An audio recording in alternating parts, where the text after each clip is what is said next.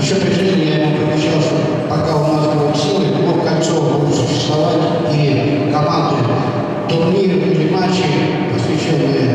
хоккею,